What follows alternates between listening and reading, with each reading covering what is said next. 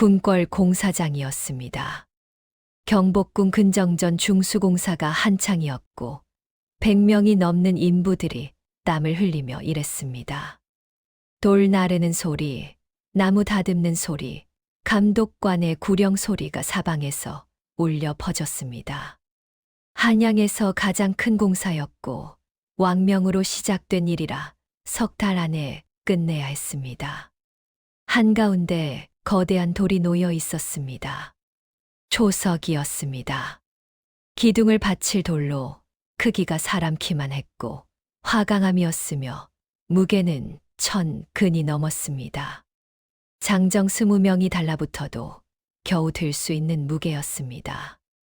20명의 장정이 돌을 에워쌌습니다.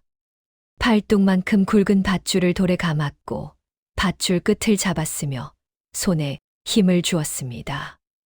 감독관이 구령을 외쳤습니다. 하나, 둘, 셋. 장정들이 온몸의 힘을 다해 밧줄을 당겼습니다. 얼굴이 붉어졌고 목에 핏줄이 섰으며 밧줄이 팽팽해졌습니다. 돌이 조금 움직였고 땅에서 떨어지기 시작했으며 한치, 두치 서서히 들어 올려졌습니다. 그때였습니다. 툭.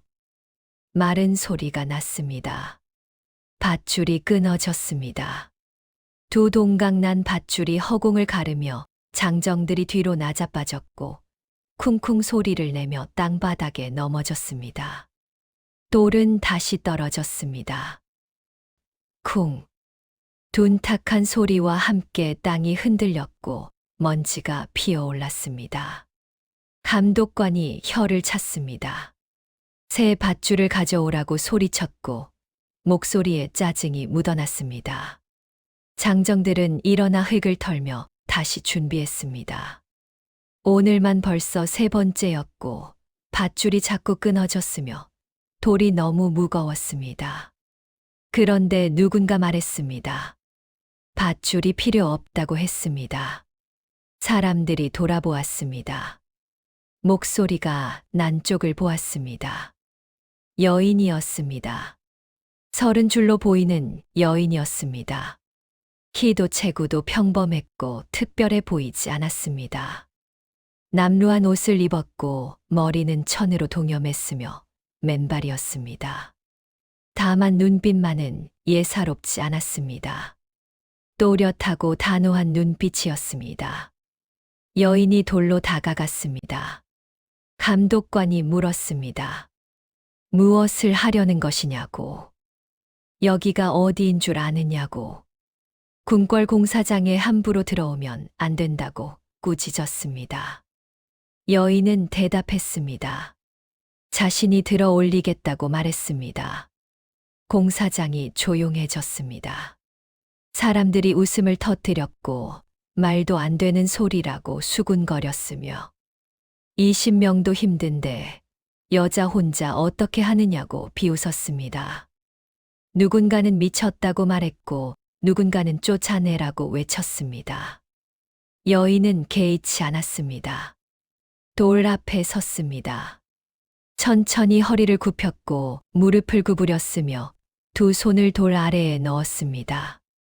돌과 땅 사이 손가락 2개 들어갈 틈에 손을 밀어 넣었고 숨을 깊이 들이마셨으며 배에 힘을 주고 허리를 곧게 폈습니다.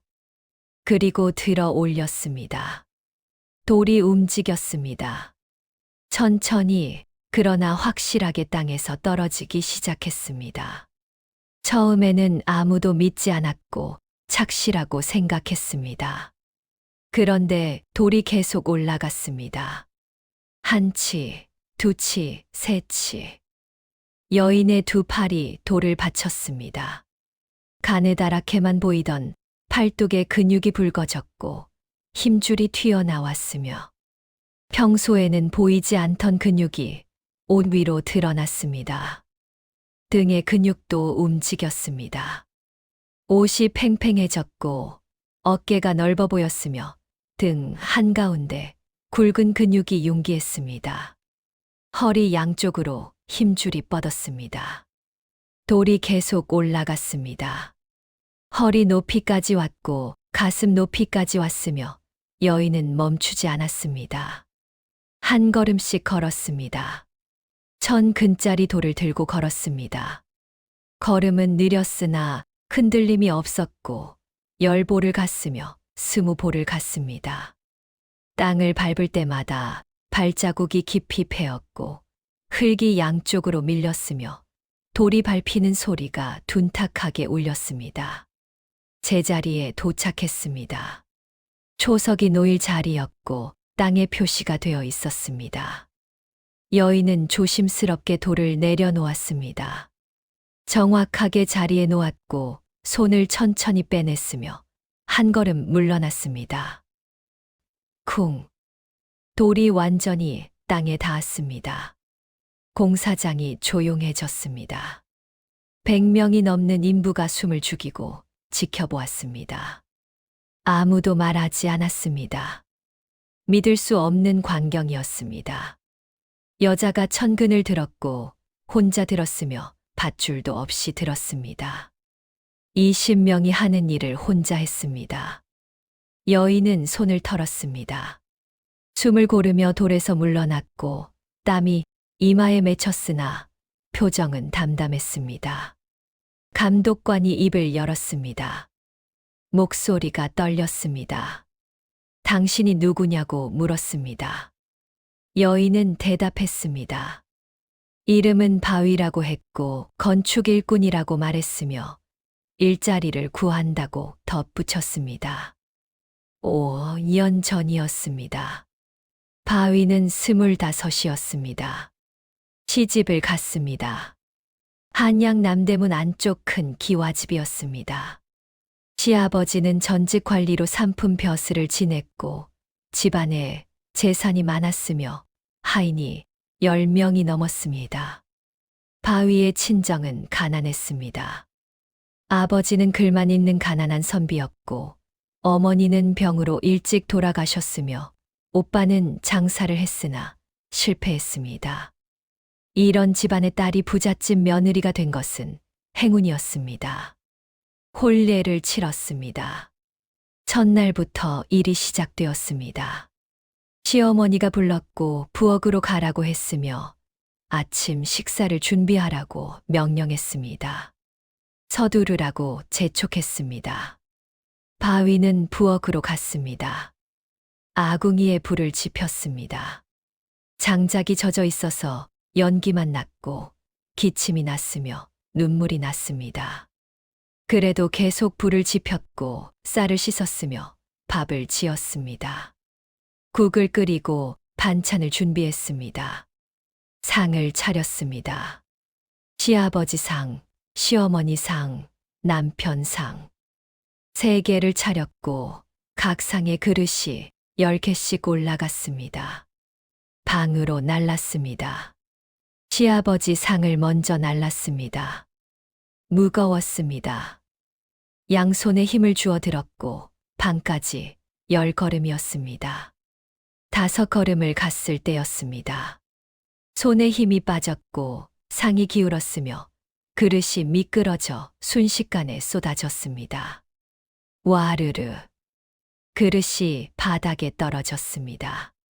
국그릇이 깨졌고 국물이 사방에 튀었으며 밥그릇도 엎질러져 밥알이 바닥에 흩어졌습니다. 시어머니가 달려왔습니다.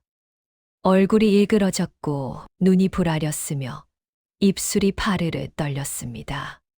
소리를 질렀습니다. 무슨 짓이냐고 외쳤고 첫날부터 이게 뭐냐고 호통쳤으며 귀가 멍멍할 정도로 큰 소리였습니다. 바위는 무릎을 꿇었습니다. 고개를 숙이고 땅바닥에 이마를 박았으며 죄송하다고 말했습니다. 시어머니는 듣지 않았습니다.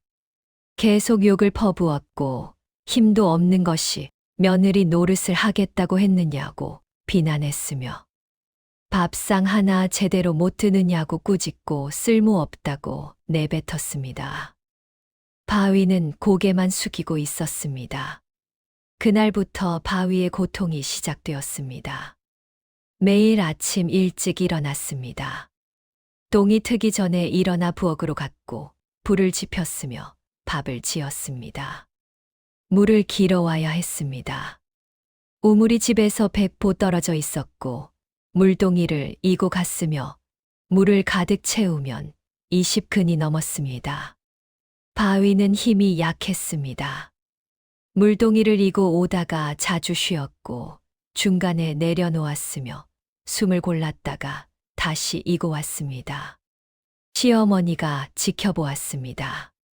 혀를 찾고 물 길어오는데 왜 일이 오래 걸리느냐고 구박했으며 힘이 없다고 비난했습니다. 빨래도 했습니다. 온 식구 빨래를 혼자 했습니다. 10명이 넘는 식구였고 빨래가 산더미였으며 빨래방망이로 두들겼습니다. 팔에 힘이 없어서 제대로 두들기지 못했고 때가 잘 빠지지 않았습니다. 시어머니가 확인했습니다. 빨래가 깨끗하지 않다고 야단쳤고 다시 빨라고 명령했으며 매질을 하기도 했습니다. 바위는 다시 빨았습니다. 손이 부르텄고 물집이 잡혔으며 터져서 피가 났습니다. 그래도 계속 빨았습니다. 밤이 되면 온몸이 아팠습니다. 허리가 끊어질 것 같았고 팔이 저렸으며 다리에 쥐가 났습니다. 남편은 아내를 돌보지 않았습니다. 어머니 편을 들었고 어머니 말씀이 맞다고 했으며 더 열심히 하라고 채근했습니다. 바위는 아무 말도 하지 못했습니다. 1년이 지났습니다. 바위는 더 야위었습니다. 먹는 것도 제대로 먹지 못했고 식구들이 먹고 남은 것만 먹었으며 늘 배가 고팠습니다. 몸무게가 줄었고 뼈만 남았습니다. 힘이 더 약해졌습니다. 시어머니는 더 심하게 구박했고 쓸모없다고 했습니다. 2년째 되는 해봄이었습니다. 시어머니가 남편을 불렀고 바위를 내쫓으라고 명령했습니다. 남편은 망설였습니다. 그러나 결국 고개를 끄덕였고 바위를 불렀으며 내일 짐을 싸서 나가라고 말했습니다. 이혼이라고 선언했습니다. 바위는 눈앞이 캄캄했습니다. 어디로 가라는 것이냐고 물었으나 남편은 대답하지 않았고 그저 나가라고만 반복했으며 듣지 않았습니다. 다음 날 아침이었습니다. 바위는 보따리 하나를 쌌습니다. 옷 몇 벌이 전부였습니다. 대문 밖으로 나왔습니다. 뒤돌아보았습니다. 2년을 산 집이었고 시어머니가 대문에 서 있었으며 차가운 눈빛으로 바위를 보았습니다. 바위는 고개를 숙였습니다. 돌아섰고 걸었으며 갈 곳이 없었습니다. 한양 거리였습니다. 바위는 남대문에서 북쪽으로 걸었고 종로를 지나 동대문으로 향했으며 어디로 가는지도 몰랐습니다. 그저 걸었습니다. 해가 졌습니다. 잠잘 곳을 찾아야 했으나 주막은 돈이 없어서 갈 수 없었습니다. 성벽 아래를 찾았습니다. 돌 틈이 있었고 사람 하나 들어갈 만한 공간이었습니다. 들어갔습니다. 춥고 좁았으나 비는 피할 수 있었고 보따리를 베개 삼았으며 몸을 웅크렸습니다. 잠이 오지 않았습니다. 추웠고 돌바닥이 차가웠으며 온몸으로 냉기가 스며들었습니다. 소리 없이 울었습니다. 다음 날 아침이었습니다. 배가 고팠습니다. 어제부터 아무것도 먹지 못했습니다. 시장으로 갔습니다. 동대문 박시장이었고 사람들이 북적였으며 음식을 파는 곳이 있었습니다. 국밥을 팔았고 떡을 팔았으며 냄새가 났습니다. 고소하고 구수한 냄새였으나 입에 침이 고였으나 돈이 없었습니다. 쓰레기통을 뒤졌습니다. 남은 음식이 있었고 반쯤 썩었으나 그래도 먹을 수 있었습니다.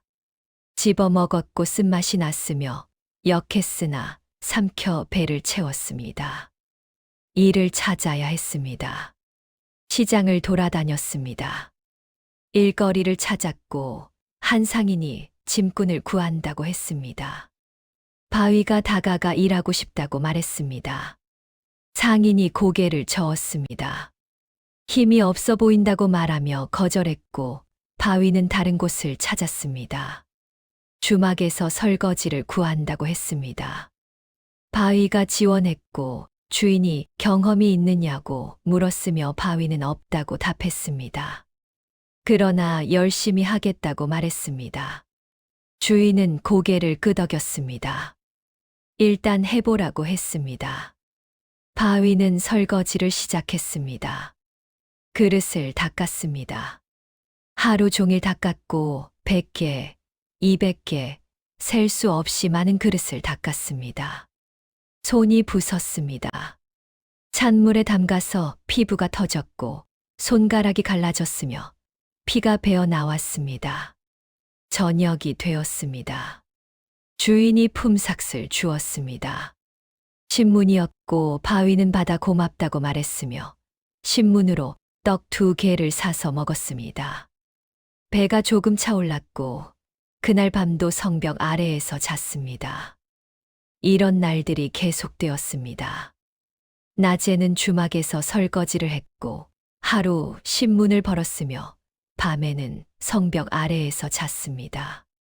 추웠고 비가 오면 젖었으며 아팠습니다. 한 달이 지났습니다. 몸이 더 야위었고 제대로 먹지 못했습니다. 어느 날 설거지를 하다가 쓰러졌습니다. 기력이 없어서 쓰러졌고 바닥에 고꾸라졌으며 정신을 잃었습니다. 눈을 떴을 때는 주막 뒷방이었습니다. 주인 아주머니가 옆에 있었고 걱정스러운 얼굴이었습니다. 아주머니가 물었습니다. 괜찮냐고, 아프냐고 물었고 바위는 고개를 끄덕이며 괜찮다고 답했습니다.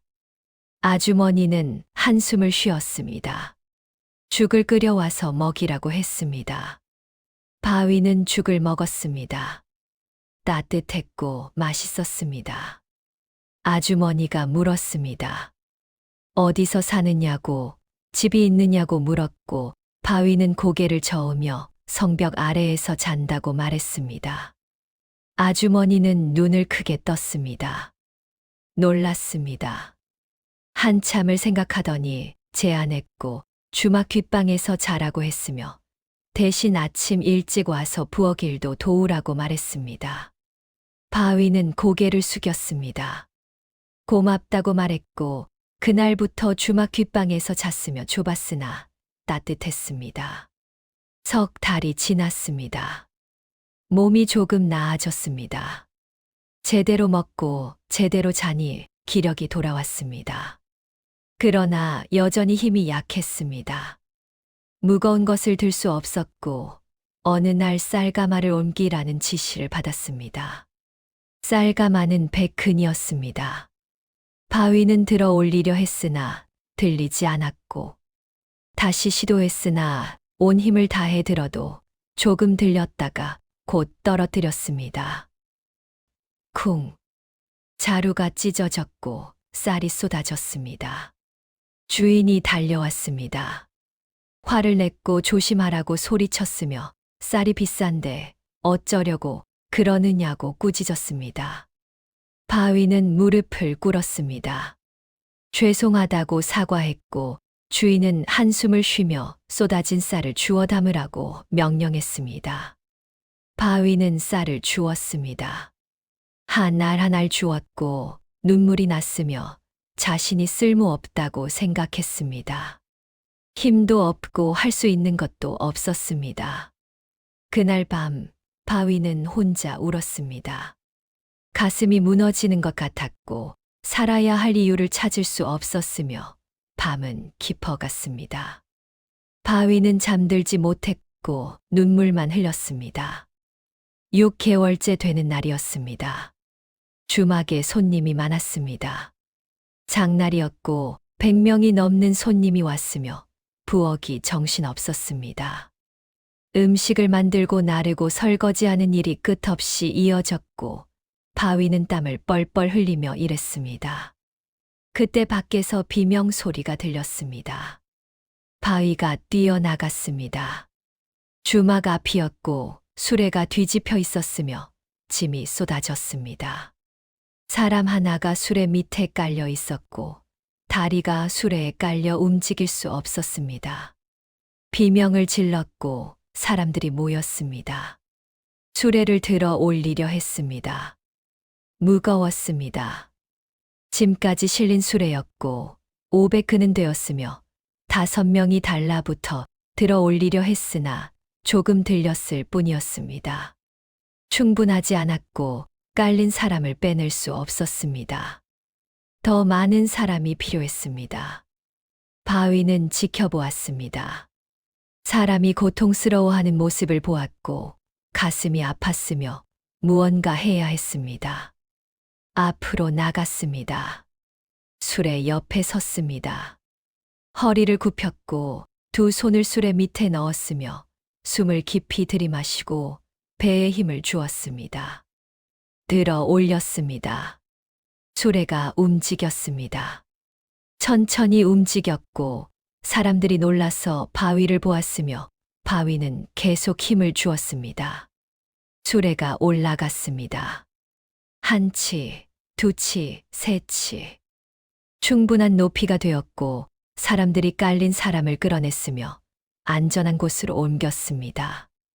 바위는 수레를 내려놓았습니다. 쿵.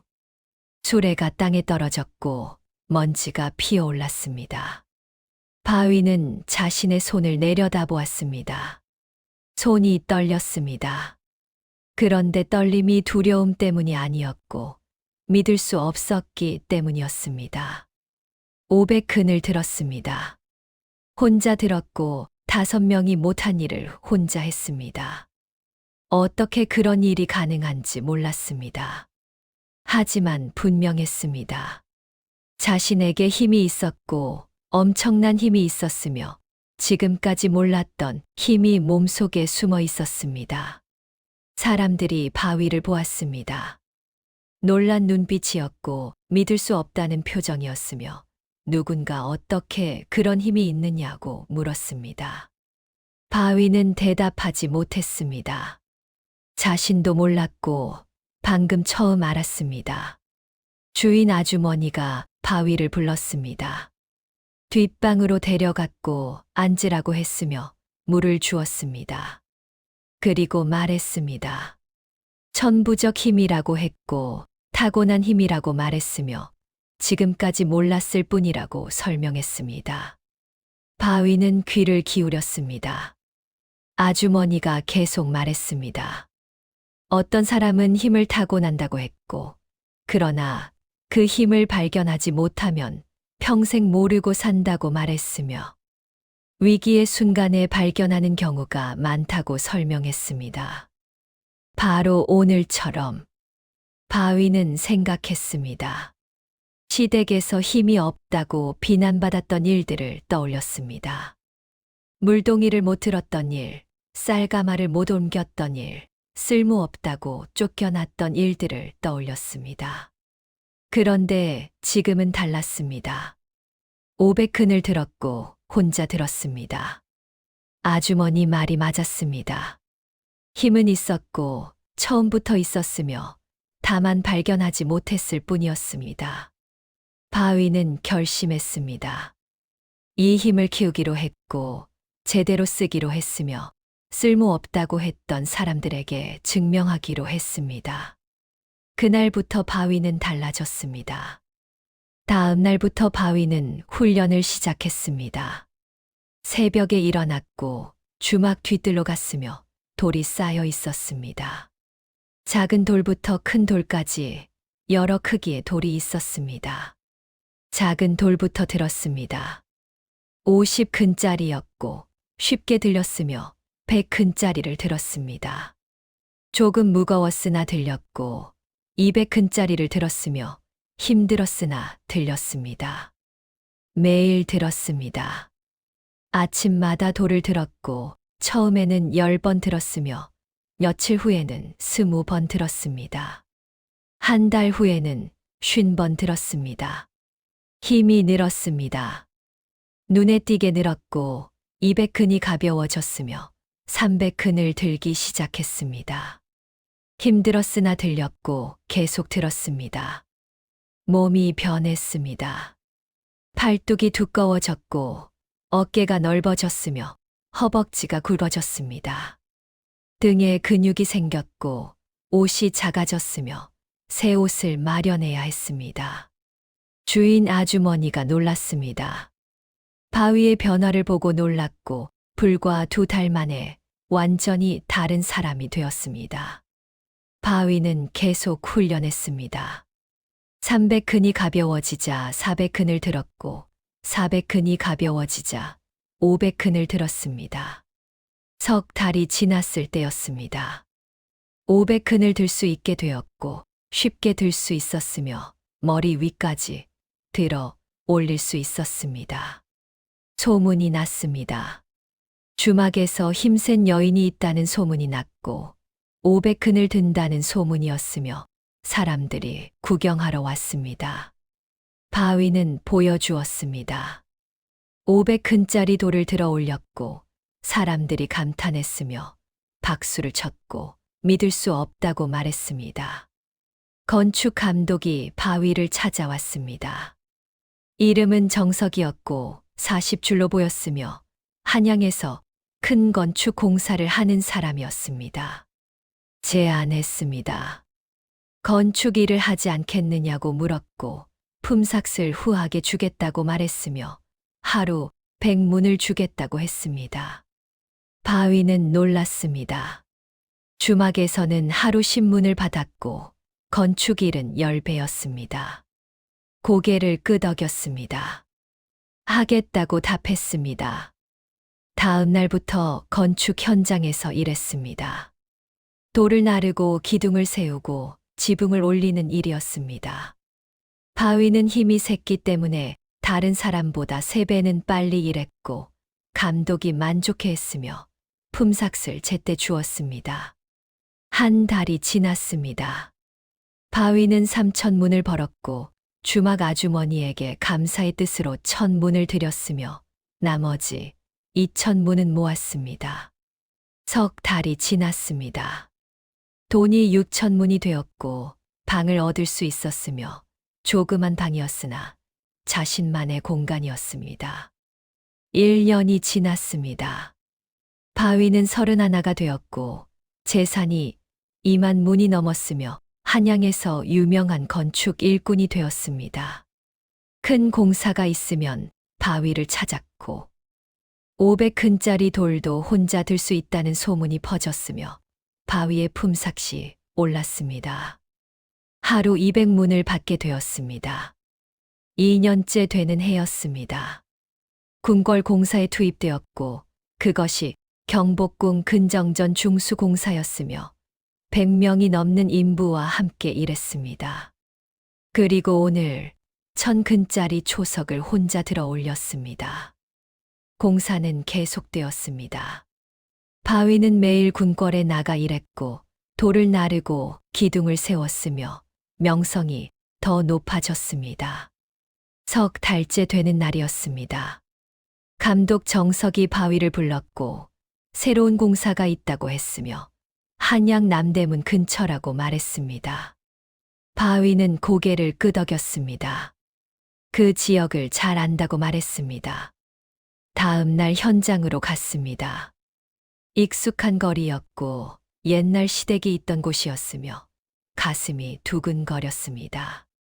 공사 현장에 도착했습니다. 큰 집이었고 증축 공사였으며 기존 집의 방을 더 짓는 일이었습니다.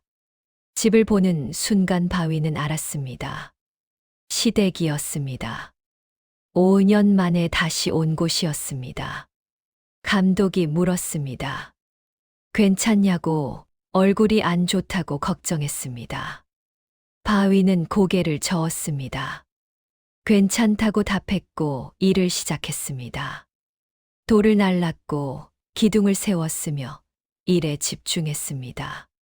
그러나 계속 시댁 안이 신경 쓰였고 누가 있는지 궁금했으며 보이지 않기를 바랐습니다.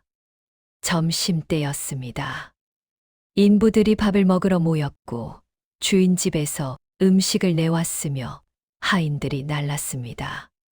그때 대문이 열렸습니다. 여인이 나왔습니다. 시어머니였고 5년 전보다 늙어 보였으며 바위를 보았습니다. 눈이 마주쳤습니다. 시어머니는 바위를 알아보지 못하는 듯 했습니다. 5년이 흘렀고 바위의 모습도 많이 변했으며 야위고 약했던 며느리가 아니었습니다. 이제 근육질에 건장한 여인이었습니다. 시어머니가 지나갔습니다. 바위는 안도했습니다. 알아보지 못했고 그것이 다행이었으며 조용히 일만 마치고 가면 되었습니다. 며칠이 지났습니다. 공사가 순조롭게 진행되었고 일주일 후 방의 골조가 완성되었으며 기둥과 볼을 모두 세웠습니다. 그날 오후였습니다. 바위가 돌을 나르고 있을 때 누군가 바위를 불렀습니다. 돌아보았습니다. 남자였고 전 남편이었으며 5년 만이었습니다. 남편도 바위를 알아보지 못하는 듯 했습니다. 그저 일꾼 중 한 명으로만 받고 물었습니다. 언제 끝나느냐고, 얼마나 걸리느냐고 물었습니다. 바위는 낮은 목소리로 답했습니다. 일주일이면 된다고 말했습니다. 남편은 고개를 끄덕이고 돌아갔습니다. 바위는 다시 일했습니다. 가슴이 뛰었고 온몸이 떨렸으나 표정은 담담했으며 손은 멈추지 않았습니다. 그날 저녁 시댁에서 사람을 보냈습니다. 저녁 식사를 함께 하자는 제안이었습니다. 바위는 거절했습니다. 바쁘다고 말했고 사실은 가고 싶지 않았습니다. 이틀 후 또 제안이 왔습니다. 이번에는 전 남편이 직접 왔습니다. 남편은 바위를 보고 놀랐습니다. 많이 변했다고 말했습니다. 바위는 대답하지 않았습니다. 남편이 말했습니다. 미안하다고 했고 예전에 잘못했다고 했으며 용서해달라고 빌었습니다.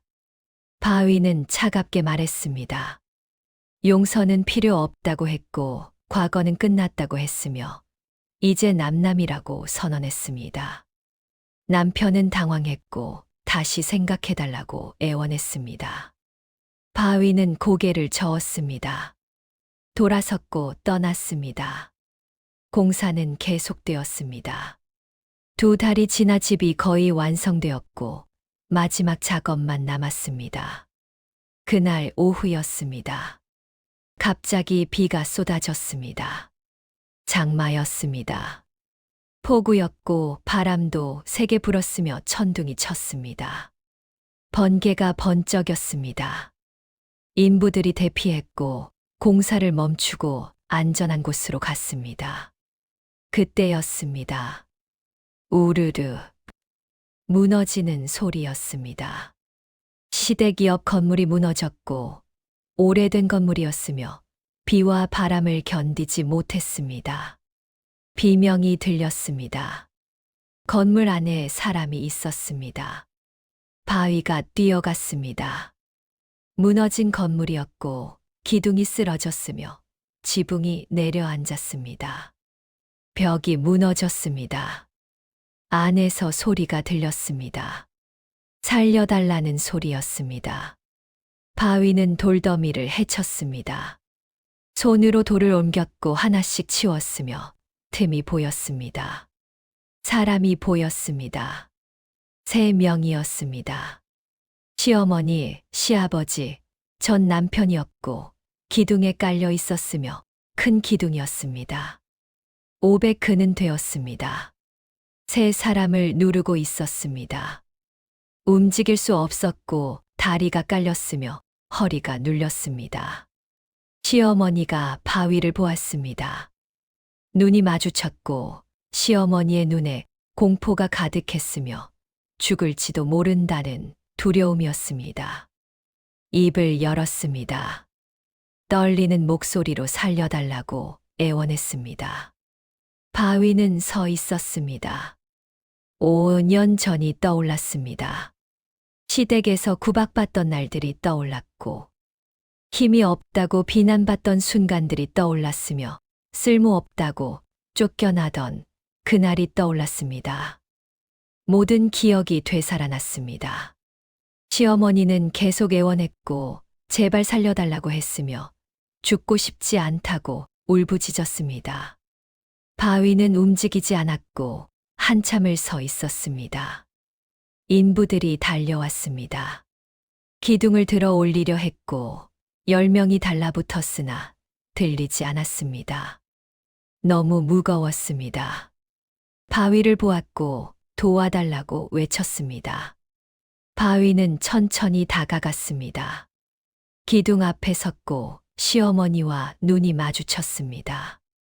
시어머니의 눈에 희망이 떠올랐습니다. 바위는 입을 열었습니다. 차갑게 말했습니다. 기억하시느냐고 물었고 5년 전을 기억하느냐고 물었습니다. 시어머니는 떨었습니다. 바위는 계속 말했습니다.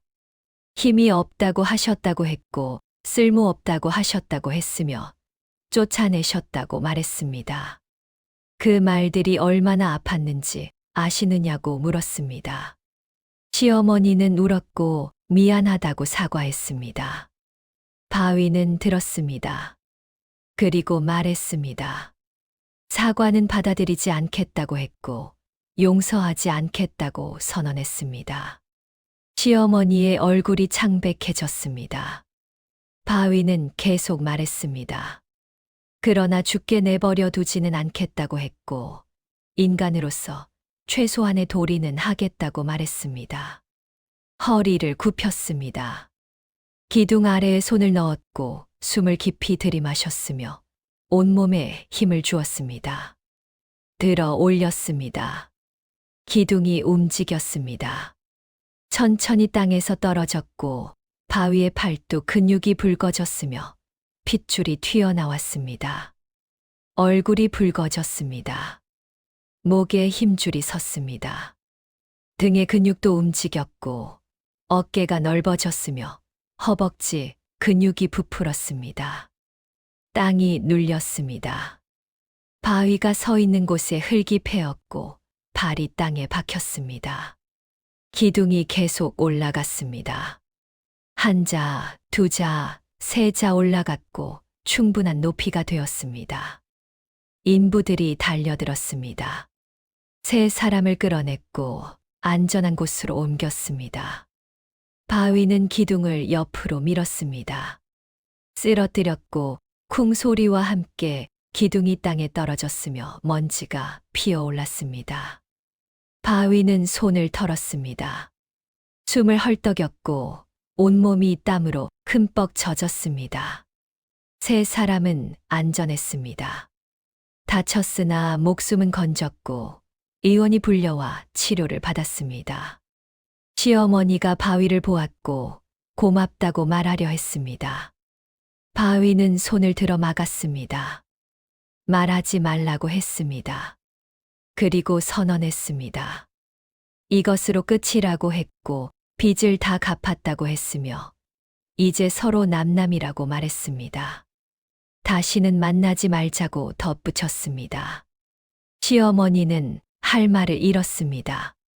바위는 돌아섰고 떠났으며 뒤돌아보지 않았습니다.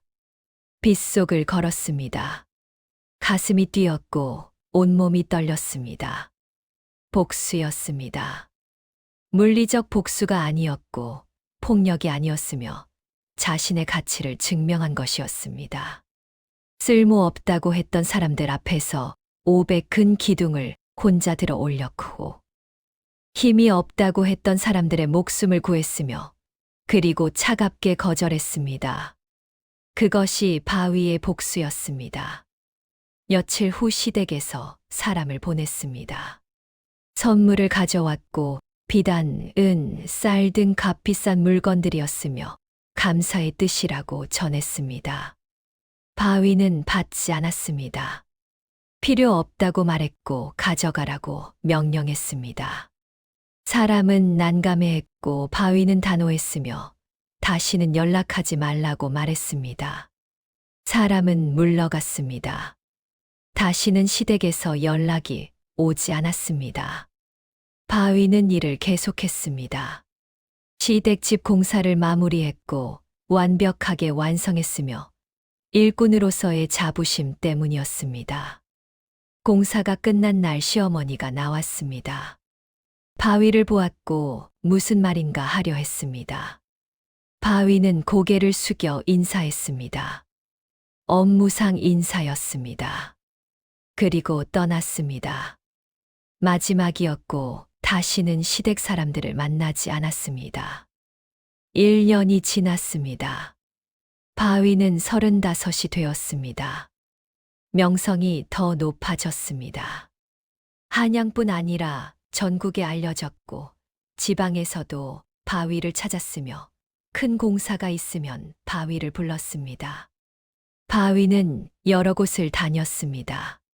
전라도, 경상도, 충청도 각지에서 건축을 지휘했고 모두 성공적이었습니다.